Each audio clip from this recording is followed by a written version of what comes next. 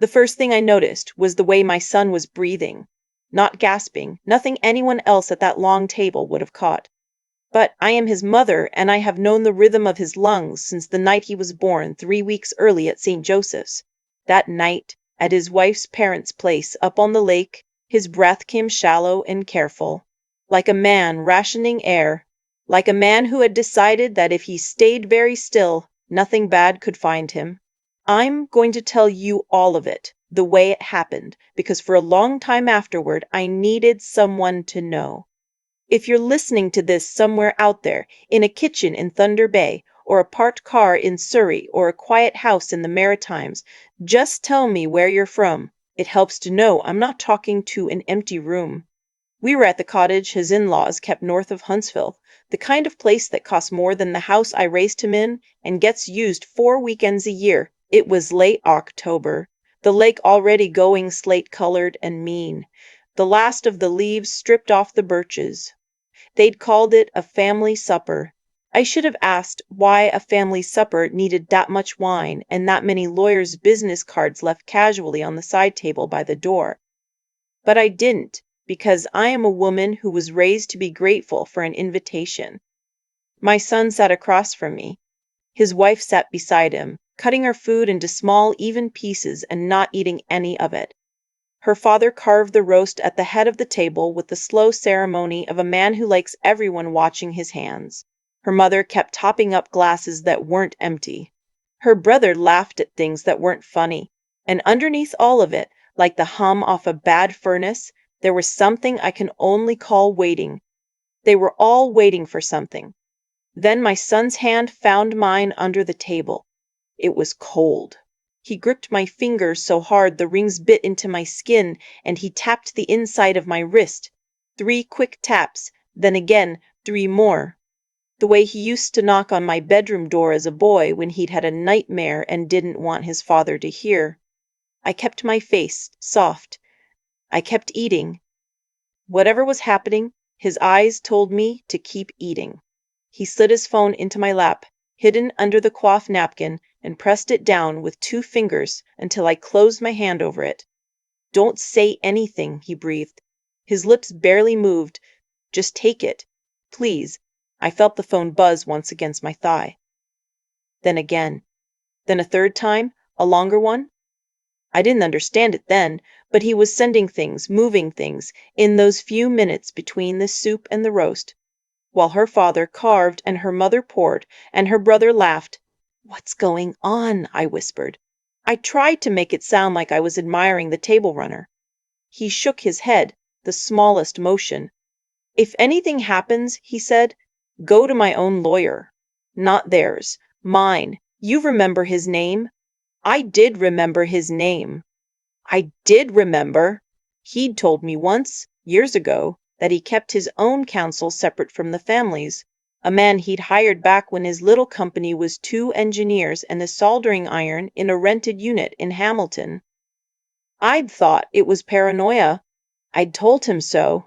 I'd said, "These are your wife's people now. They love you." He'd given me a look I didn't understand at the time and changed the subject. Across the table, her father set down the carving knife and excused himself, except he didn't excuse himself. He just rose and walked out toward the back porch with his phone already at his ear. Her mother watched him go. Her brother stopped laughing. My son's thumb was still moving against the screen in my lap. His breathing got worse. He pressed my hand once more, hard, and then he stood up so fast his chair scraped a long, ugly note across the floorboards. "I need some air," he said. His voice cracked on the word air. He leaned down and kissed the top of my head, the way he did when he was small and I was tucking him in, and against my hair he said, "I'll phone you tomorrow, Mum." He walked out the front, into the cold, toward the dock. Nobody followed him, nobody said a word. His wife went back to cutting her food. I should tell you what I did next because people have asked me, and I understand why they ask. I did not sit there. I gave it perhaps 90 seconds, long enough not to make a scene, and then I said I needed the washroom, and I went out the front instead, down the porch steps into the dark, calling his name low so it wouldn't carry back into the house. I found him on the dock on his hands and knees. He was trying to be quiet even then, even alone, even dying. He looked up at me, and his face was gray and wet, and his lips had gone a color lips should never be. I had my phone in my coat pocket, my own phone, and I called 911 before I even knelt down. I want that understood. I called. I gave the dispatcher the road and the fire number nailed to the boathouse, and I stayed on the line, and I did everything she told me to do while I held my boy's head in my lap and the lake slapped against the pilings underneath us. The ambulance took 41 minutes. That is what it is, up there. 41 minutes on a township road in the dark. By the time the paramedics' boots hit the dock, he was already somewhere I couldn't reach. And they worked on him anyway, the way they're trained to. And they loaded him, and they ran the lights all the way down to the hospital in Huntsville. And a doctor who looked younger than my son came out to the waiting room near 2 in the morning and told me my only child was gone. His wife arrived at the hospital an hour after I did. Her parents came with her. They were composed. That was the first thing that struck me, sitting on that hard hospital chair with my coat still smelling of lake water and my son's cologne. They were so composed. Her mother held a tissue she never used. I asked the doctor, before I left, for an autopsy. I said the word out loud in that hallway, and I watched her father's head turn.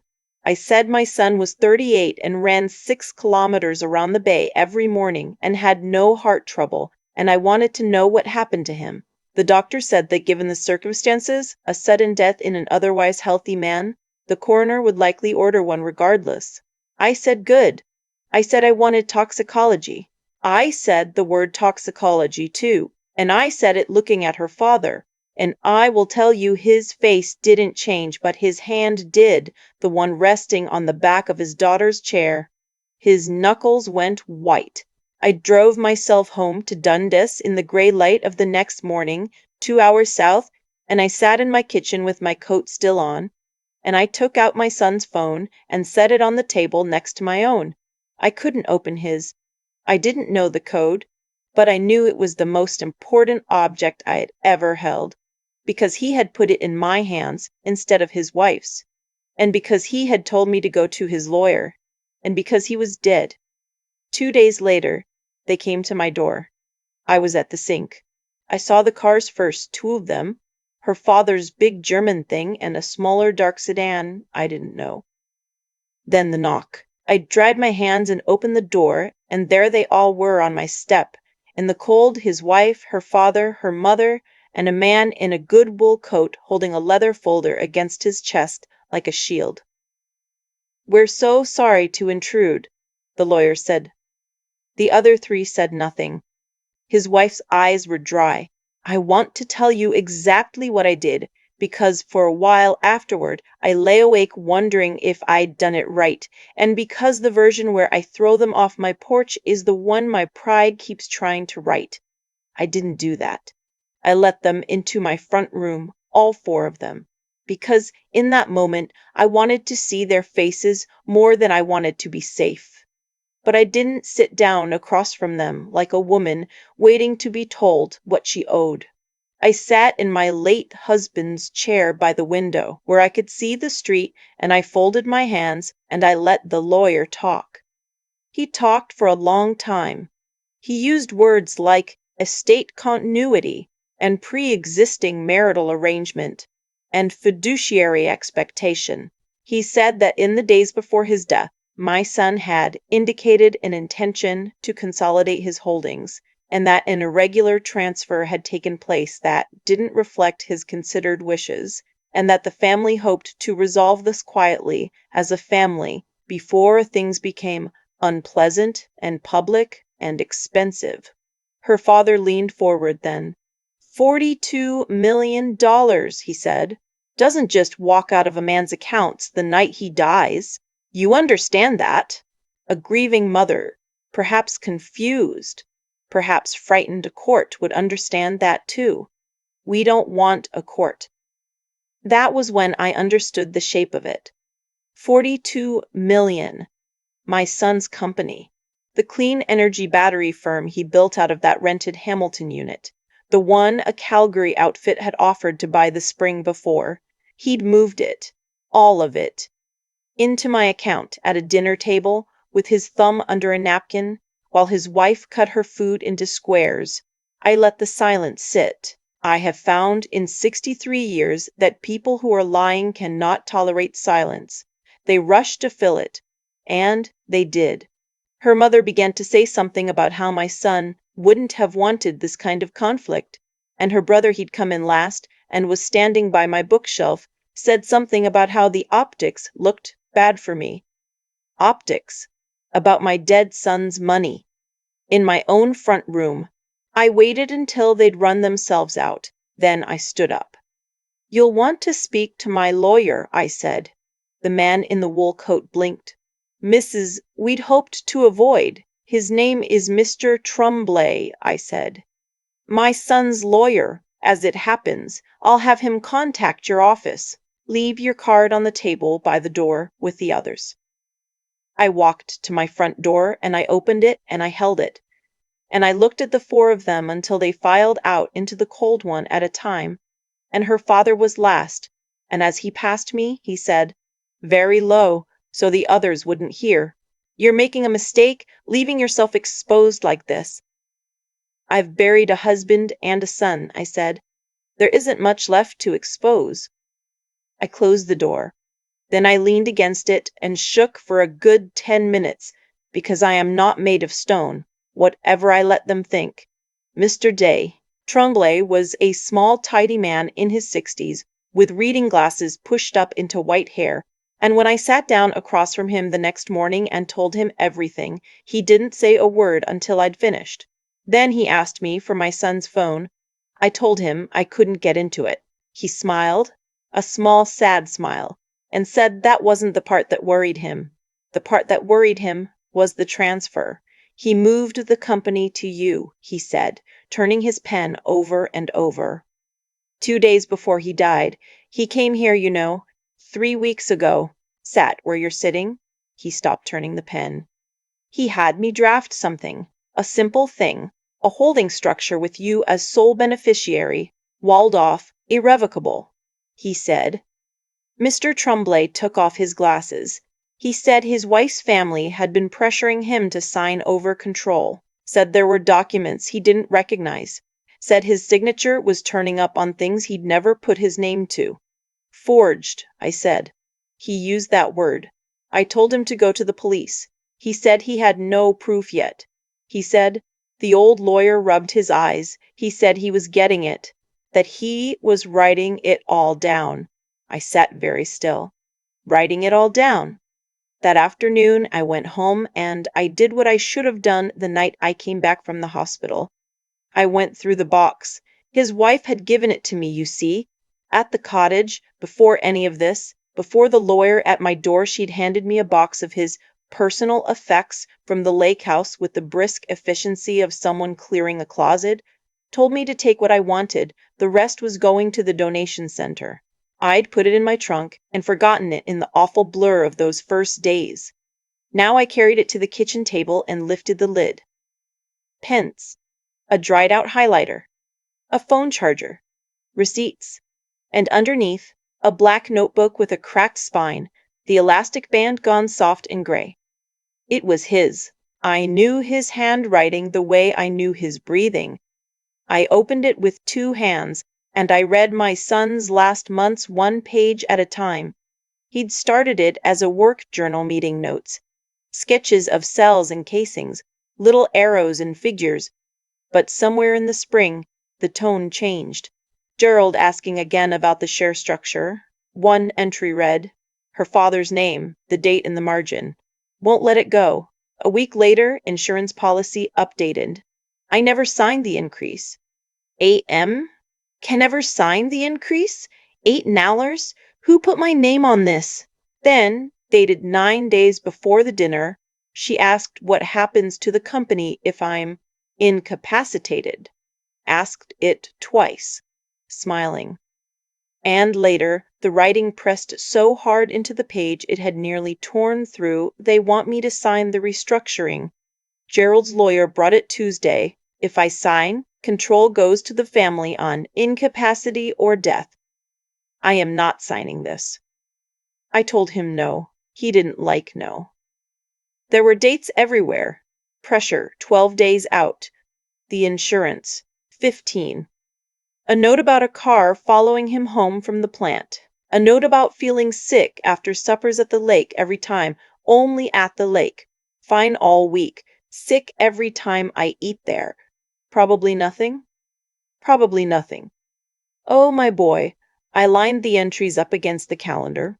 I matched them to the receipts in the box, to the dates on the insurance papers I found folded in the back of the notebook papers with his signature on them.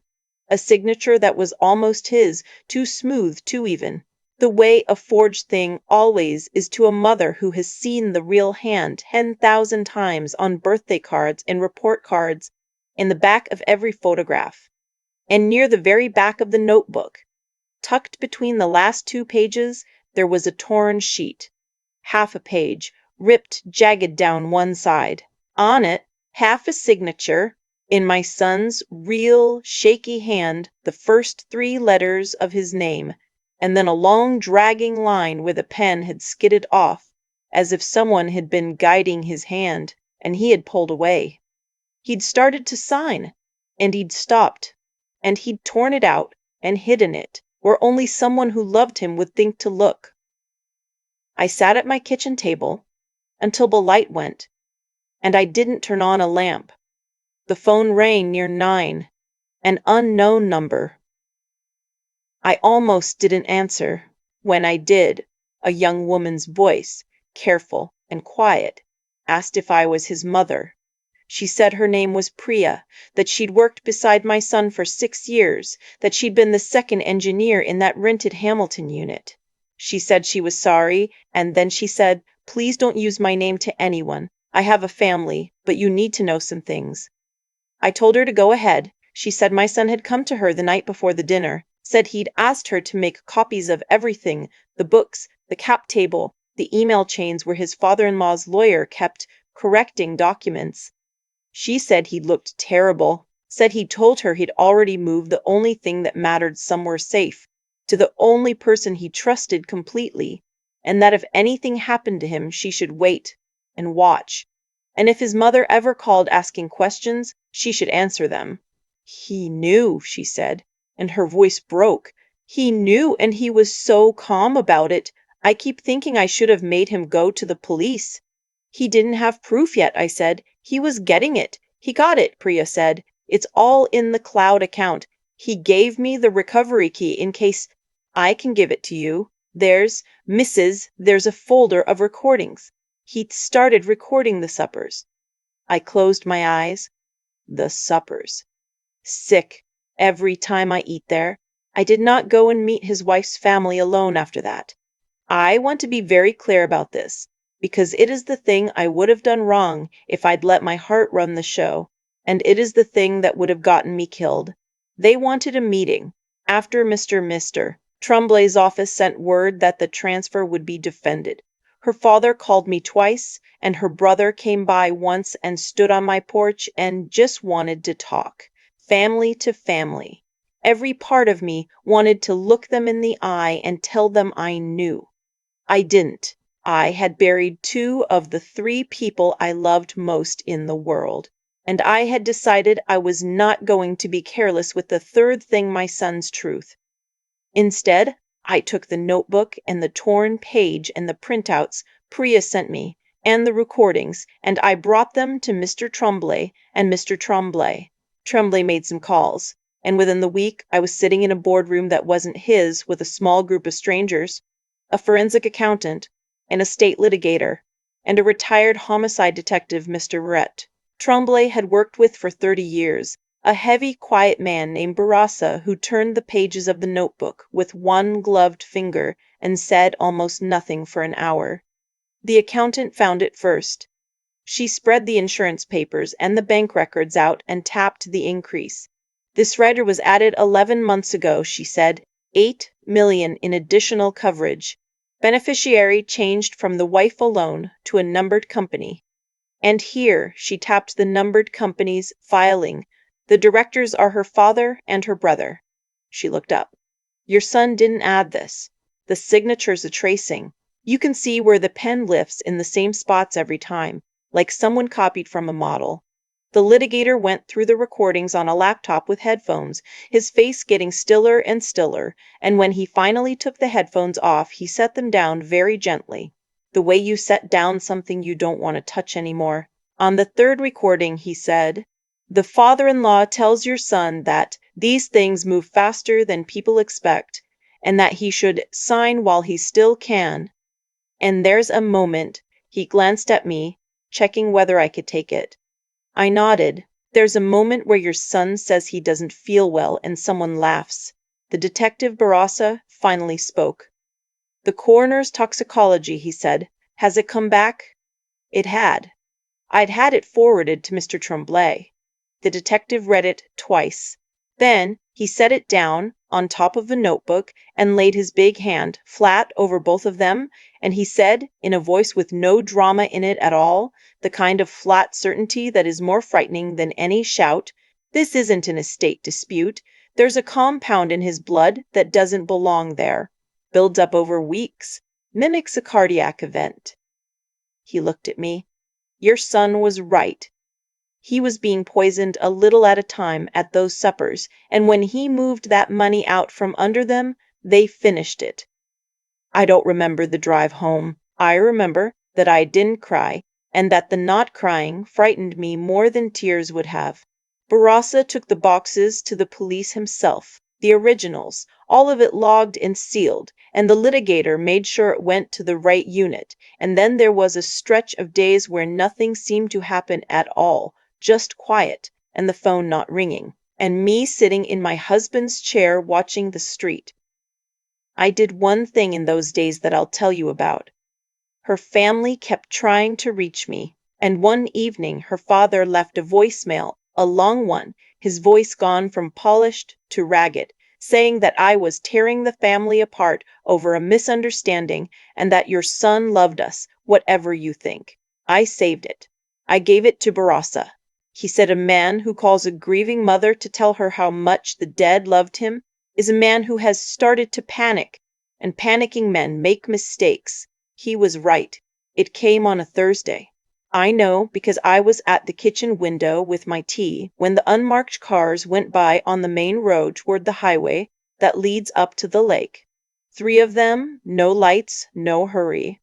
The slow, purposeful way the law moves when it already has everything it needs. Barassa phoned me that afternoon, not to gloat, just to tell me before I heard it elsewhere. They'd arrested her father at the cottage, the brother in his condo downtown. Charges against the mother for her part in the documents. And her my son's wife. They took her from the salon where she'd been getting her hair done, and Barassa said in that same flat voice that she hadn't said a word, just held out her wrists like she'd been expecting it for weeks. Maybe she had. The case took the better part of 2 years. I won't drag you through all of it, the bail hearings, the preliminary inquiry, the way the lawyers circled and the dates kept moving. I went to every day of it that I was allowed to. I sat in the same seat. I never raised my voice. I never spoke to a reporter on the courthouse steps, though they asked, and I never said an ugly word about any of those 4 people to anyone. Because my son hadn't kept an ugly notebook, he kept a true one. And I had decided I would be true too, and let the truth do the heavy lifting. The money stayed where my son put it. The court that mattered, the one deciding the estate, found that the transfer was exactly what it looked like. A frightened man's last clear act, made with full knowledge, walling off what he'd built so the people killing him couldn't have it. $42 million in my name in trust. I'll tell you what I did with it, because that's the part of this I can actually live with. I couldn't keep it, not like that. It came out of his fear, every dollar of it, out of his thumb moving under a napkin while he couldn't breathe. and I couldn't let it just sit in an account and grow. So I sat down with Mr. Teeter, Tremblay, and with people who knew how these things are done properly in this country, and we built a foundation.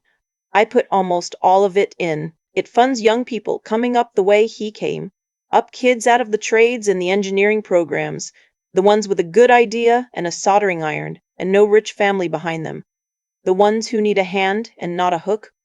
We do scholarships at the Polytechnic in Hamilton, where he took his first courses.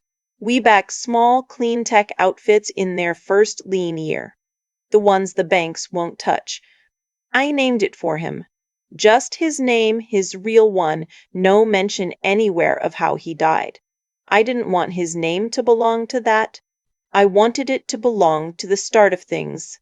The morning we handed out the first scholarships, I stood at the back of the room. A girl from Hamilton, 19, first in her family to go past high school, stood up to thank a man she'd never met, and her hands shook on the paper she'd written her speech on.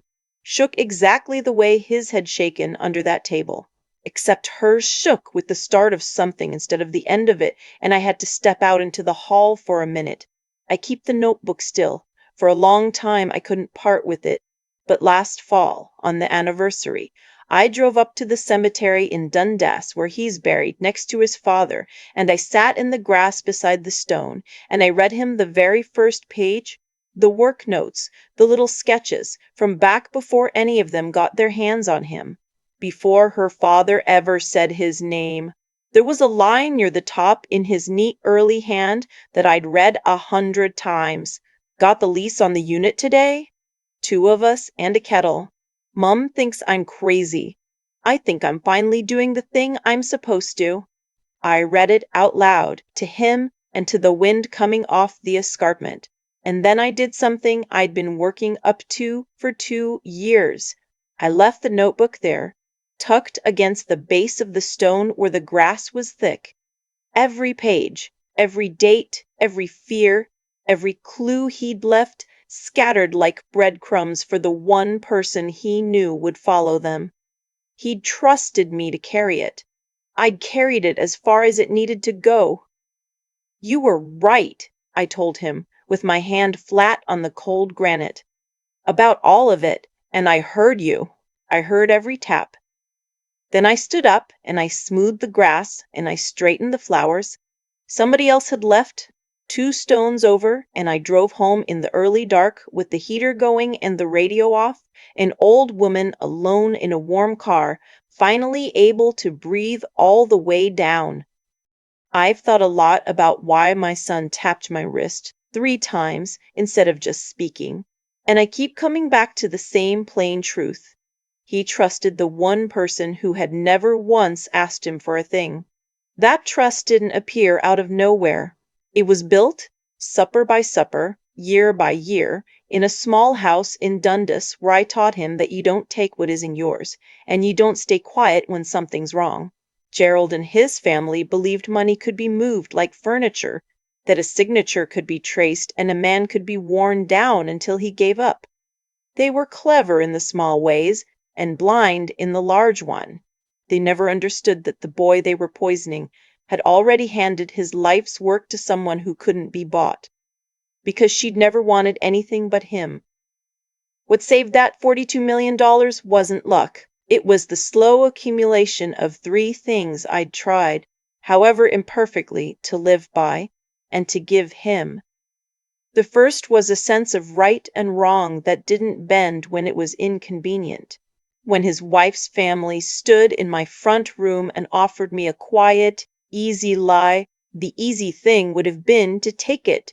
I couldn't, because a thing that's wrong stays wrong even when it's dressed up and handed to you by people in good coats.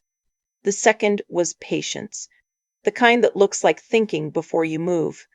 Every part of me wanted to scream at Gerald that I knew, to throw the journal in his face.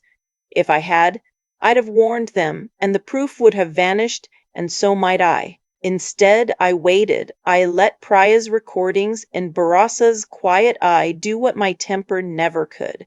Knowing a thing is not the same as knowing when to say it. and my son's truth needed me to hold my tongue far longer than my heart wanted to. The third was simply the refusal to fall down. I had buried a husband and then a child, and there were mornings I sat in that chair by the window and could not feel my own hands. But you get up. You drive to the lawyer. You read the next page of the notebook, even when it breaks you. That stubbornness, that plain endurance, is not glamorous, and nobody hands you a medal for it. It's just the thing that gets you from one terrible day to a slightly less terrible one. In the end, every choice came home to roost, theirs and mine, both. Greed reached too far and lost everything, even their freedom. And a frightened man's last act became a scholarship for a 19-year-old girl with shaking hands and a good idea. My son left me clues because he believed I'd be honest enough to act, sharp enough to wait, and strong enough to finish what he started. I only hope I was. That's all any of us can really leave the people we love.